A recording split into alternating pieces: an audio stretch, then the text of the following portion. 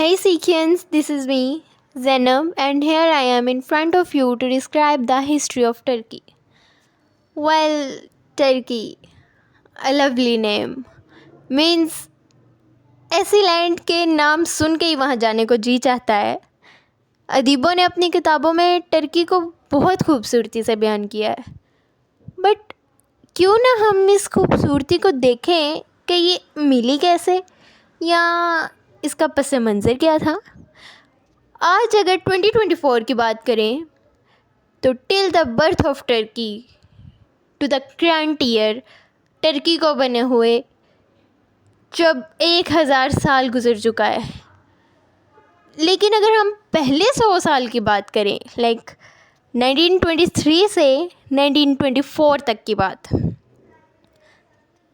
तो कुछ ऐसा सीन था कि दुनिया की सबसे बड़ी जंग till that time world war 1 के बाद टर्की को आज़ादी मिली और इस दिन को टर्की में बहुत ज़बरदस्त तरीके से मनाया गया. अमेजिंग, राइट ना. लेकिन टर्की की आज़ादी और बाकी कंट्रीज़ के आज़ाद होने में बहुत बड़ा फ़र्क है, क्योंकि दुनिया के बाकी ममालिक फ्रांस, ब्रिटिश और इटली से आज़ाद होकर बने. जो टर्की है उसने आज़ादी उस्मानिया खिलाफत से ली थी. आज से 100 साल पहले टर्की के फाउंडर मुस्तफ़ा कमाल अतातुर्क, इन्होंने उस्मानिया खिलाफत को ख़त्म करके आखिरी खलीफा को तख़्त से हटा दिया, जिसकी वजह से सिर्फ टर्की नहीं बल्कि पूरी दुनिया से एक ऐसा निज़ाम जो पिछले 1300 साल से चल रहा था ख़त्म हो गया. और वो खिलाफत किसकी थी? सुल्तान अब्दुल मजीद की. दुनिया के आखिरी खलीफा अपनी फैमिली के साथ हमेशा के लिए तुर्की छोड़कर चले गए थे. उनके ख़ानदान उस्मानिया ख़ानदान, इन्होंने तुर्की पर 600 साल तक हुकूमत की थी. अ लॉन्ग पीरियड ना. और सिर्फ इस पूरे इलाके पर नहीं, इस ख़ानदान ने 3 कॉन्टिनेंट्स पर हुकूमत की थी. लेकिन यह इलाका, दिस स्पेस ऑफ लैंड जिसे आज हम टर्की के नाम से जानते हैं, ये असल में कभी टर्की था ही नहीं, बल्कि टर्किश लोग यहाँ से बहुत दूर सेंट्रल एशिया में रहने वाले लोग थे, जो आज का काज़िकिस्तान, तुर्कमानिस्तान के नाम से जाने जाते हैं. और इस इलाके जैसे हम टर्की कहते हैं ना, यहाँ ज़्यादातर ग्रीक और रोमन्स रहते थे. मैंने कभी भी टर्किश लोगों की कोई हिस्ट्री इम्पोर्टेंस या हैसियत नहीं देखी. लेकिन आज से 1400 साल पहले इस्लाम के आने के बाद टर्किश लोगों की तारीख़ बदल गई थी. असल में हमारे नबी सल्लल्लाहु अलैहि वसल्लम से बाद सबसे पहली खिलाफत जो थी वो खिलाफत राशिदा बहुत तेज़ी से फैली और मुसलमानों ने कुछ ही अरसे में रोमन और पर्शियन एम्पायर को फ़तह कर लिया था. खिलाफत राशिदा 30 साल के बाद ख़त्म हुई थी, जिसके बाद उमैया खिलाफत ने पूरे मुसलमानों पर हुकूमत की और इस इस्लामिक एम्पायर को काफ़ी हद तक और भी बड़ा कर दिया. लेकिन खिलाफत उमैया में एक मसला था. वो मसला कुछ ये था कि उनकी हुकूमत दुनिया के बहुत बड़े हिस्से पर थी, लेकिन ये अपने एम्पायर में सिर्फ अरबियों को सबसे ज़्यादा इम्पोर्टेंस देते थे, जिसकी वजह से बाकी इलाके इनकी वजह से इतने खुश नहीं थे.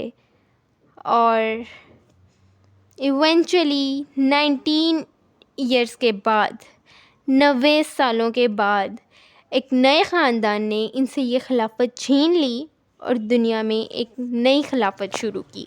अब अगर उस खिलाफत की बात करें जो दोबारा से आई नई खिलाफत, वो थी अब्बासी खिलाफत. अब्बासी और उमैया खिलाफत में ना एक बहुत बड़ा डिफरेंस था, और वो ये था कि ये सिर्फ अरबियों को नहीं बल्कि उनके अलावा तमाम मुसलमानों को बहुत इम्पोर्टेंट पोजीशंस देने लगे, जिसकी वजह से पूरी दुनिया के बेस्ट लोग इनके कैपिटल, जिसे बगदाद कहा जाता है, वहाँ जमा होने लगे. और ये सिटी बगदाद दुनिया की बेस्ट सिटी बन गई.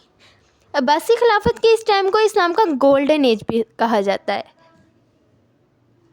लाइक साइंस, टेक्नोलॉजी, मेडिसिन और दुनिया की पहली film industry, I mean story industry, جدھر سے دنیا کی سب سے زیادہ پیدا ہوتی ہیں فیمس سٹوریز جنہیں آج تک دنیا جانتی ہے، جیسے کہ الادین، علی بابا، جو آج بھی بلینز آف ڈالرز کما رہی ہیں. اس کو پھر ڈسکس کریں گے. It's another kind of.